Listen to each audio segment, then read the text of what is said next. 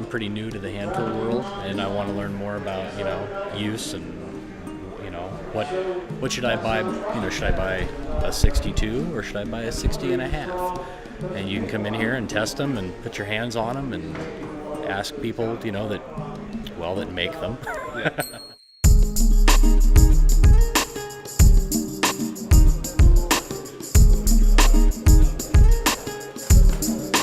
It's like test driving a car. You can only get so much from looking at a picture. I think the biggest selling point of your tools especially is just feeling them.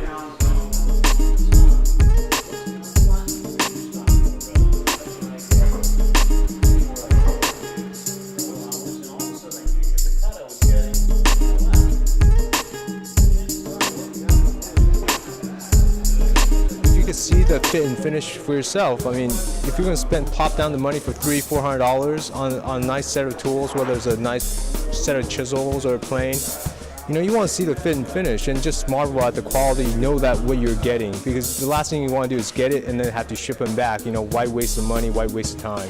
And it's just a headache. Where it's got this rippling effect to it, that's going to tear out very easily. So if I'm roughing it down and trying to get it leveled out quickly, the heavier the cut I take, the more work I'm doing. And I wanted to actually put to use some of the tools that I don't have, like that hand saw back there. That's the major reason I came here. And then I found out there were a few other people's bending as well, and I wanted to see what their equipment looked like as well. But I'm an avid Lie-Nielsen fan, and that's what really brought me here.